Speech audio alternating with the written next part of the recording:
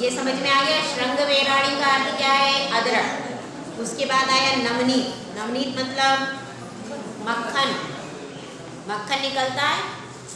अब तो मक्खन निकलता नहीं भाई, अब तो मलाई सिस्टम है। मलाई रख दो 8 दिन के लिए फ्रिज में, उसका घी निकाल लो फिर। यही करते हैं आप लोग, करते हैं कि नहीं? कभी लेने योग्य नहीं है, आप लोग करते हो, वह अशुद्ध है। मलाई सिर्फ 1 दिन की होना चाहिए। उसकी मर्यादा दूध की केवल 24 घंटे की है। कितनी मर्यादा है?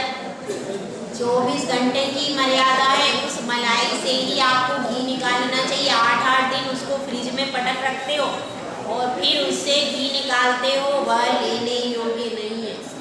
अब हम तो कहाँ जा कर के पूछे, पर अभी प्रसंग निकल आया तो बता रहे हैं। घी यदि हो तो डेयरी भी ऐसी देखना चाहिए कि जहाँ पर घी बनता हो रोज के रोज, और वह घी आप लेकर के चौके में प्रयोग करो, वही घी शुद्ध है। ये जो आप 8 दिन की मलाई का निकालते हो वह शुद्ध नहीं है। उसमें तो कई जीव पड़ गए 8 दिन में, कितने जीव, कोई उसकी संख्या नहीं है। रोज का रोज, क्योंकि दूध की मर्यादा सिर्फ 24 घंटे की है। 24 घंटे के बाद अब उसमें आपने घी नहीं निकाला तो वह साधु के सेवन योग्य नहीं है। हर चीज़ की आप शुद्धि कर लेते हो, लेकिन घी की शुद्धि नहीं करते। इसीलिए कुछ साधुओं ने तो घी छोड़ करके तेल लेना शुरू कर दिया कि तेल शुद्ध। क्या करें बताइए?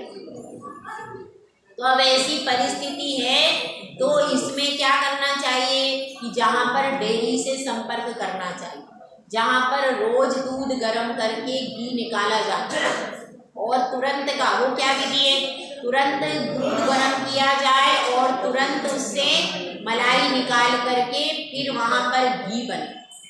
ऐसा शुद्ध घी कहाँ? महाराष्ट्र में कहीं बनता है। ऐसी भी जगह है जहाँ पर शुद्ध घी बनता है। तो यदि आप उस घी से अपना चोखा वगैरह लगाते हो तो आपका बिल्कुल शुद्ध चोखा, नहीं तो दोष तो लग ही रहा है जो कुछ। तो अब अपनी बात ये चल रही, यहाँ पर बात आ रही मक्खन की। नवनीत मतलब मक्खन। मक्खन कैसा होता है? बाजार का वो अमूल पैक आता है कि नहीं? और कौन कौन से आते हैं? हमारे टाइम का जो याद है सो याद है, अमूल मक्खन आता है। और क्या, और वो पैकेट में पैक आता है। उसको क्या करते हैं, कब उसने निकाला था, निकाल करके फ्रिज में जमा दिया और वह बाजार में बिकता है। वह केवल 48 मिनट की मर्यादा उसकी है, उसके बाद उसमें जीव की उत्पत्ति हो जाती। इसीलिए वह बाजार का मक्खन खाने योग्य नहीं है। इसका भी आप त्याग कर सकते हो, मक्खन खाना कोई बहुत जरूरी नहीं है। तो इसलिए यहाँ पर बता रहे हैं कि नवनीत यानी मक्खन। आपको मक्खन खा सकते हैं साधु को, ऐसा मत बोलना कि साधु मक्खन नहीं खा सकते, आप भी खा सकते हो। पर कब? आप उसमें, जैसे आपने अभी दूध से दही जमा लिया, दही जमाने के बाद उसको आपने बिलोया, और बिलोने के बाद जो मक्खन निकला उसको वह 48 मिनट तक भक्ष्य है। और मक्खन में पानी कौन सा डालेंगे? गरम पानी। दही जब बिलोया उसमें गरम पानी डालो, और गरम पानी के बाद जो मक्खन ऊपर आ गया वह 48 मिनट तक भक्ष्य है। 48 मिनट के बाद अभक्ष्य। तो मक्खन कैसा लेना? केवल अगर आपको मक्खन खाना भी है तो 48 मिनट के अंदर ही उसको खा लेना चाहिए। साधु तो कोई खाते नहीं, क्योंकि आप मर्यादा का पालन होता नहीं है, इसीलिए कोई नहीं खाता। अब इसके बाद क्या है? निम्ब कुसुमम। निम्ब कुसुमम क्या है? नीम के फूल होते हैं। तो नीम के फूल होते हैं, उन फूलों को नहीं खाना। और भी कई प्रकार के फूल होते हैं, केतकी के फूल होते हैं। तो उन फूलों को खाने से क्या होता है? उसमें जीवों की हिंसा होती है, इसीलिए फूल आदि भी नहीं खाना चाहिए। गुलाब के फूल खाते हो आप? खाते हो? गुलकंद बनता है वो खाते हो? तो ऐसी चीजें भी नहीं खाना।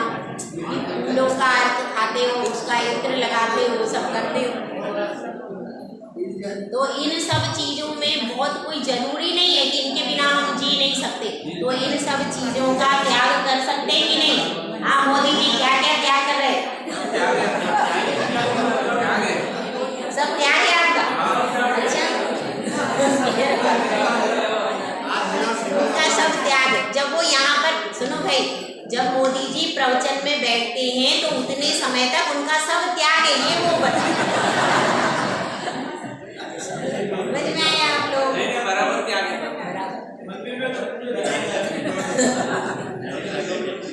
ठीक है, तो ये सब चीजें बता रहे हैं। हाँ सुनो, ठीक है, अब बात को सुनो। देखिए थोड़ा, पर इसमें देखिए मक्खन नहीं भी खाओगे तो भी चल जाएगा।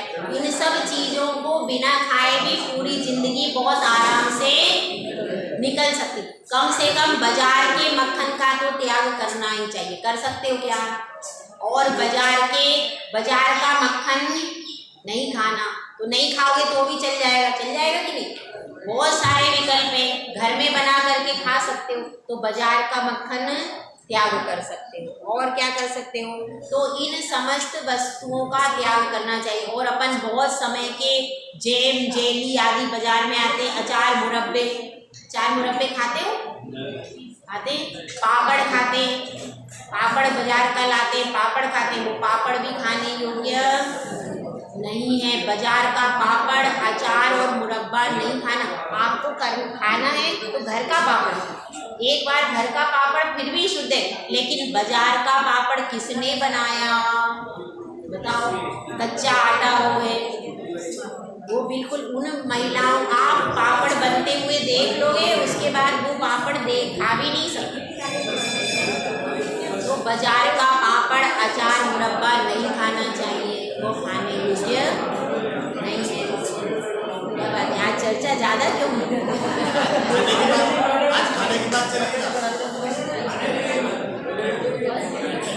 खाने की बात। तो ये सब कौन सा वर्णन है? अभक्ष्य त्याग का वर्णन। ये सब क्या बता रहे हैं?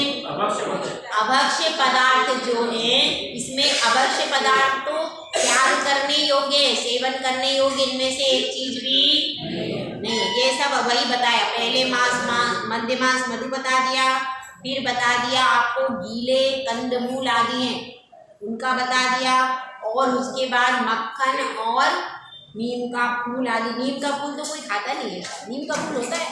मैंने तो देखा है, होता है। निबोली तो फल है, निबोली तो फल है, नीम का फूल है, खाता हूँ। केतकी का फूल, केतकी का सो होता है।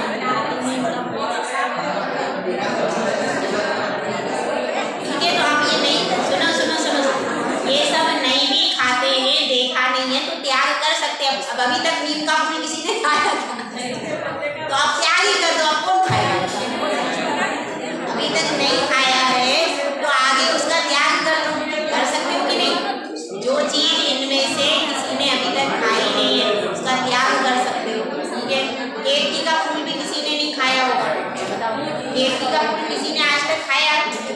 तो जो चीज नहीं खाई है उसका तो त्याग आराम से कर सकते हैं। तो अब इसमें बतला रहे हैं, तो आगे भी आचार्य ऋषि यही बतलाएंगे कि भोग और उपभोग की कौन सी सामग्री आपको ग्रहण करनी है और कौन सी ग्रहण नहीं करनी, किस सामग्री को खाने से आपका क्या नुकसान हो जाता है, इस सब के बारे में ही आगे पूरा व्याख्यान चलेगा। इसलिए बहुत आप लोग इस क्लास को यदि मिस कर दिया तो आप इससे वंचित रह जाएंगे कि क्या खाएं।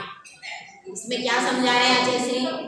हमको क्या खाना है और क्या नहीं खाना, इसका पूरा विवेचन आगे चलेगा। जो बोला आचार्य सुंदर सागर महाराज।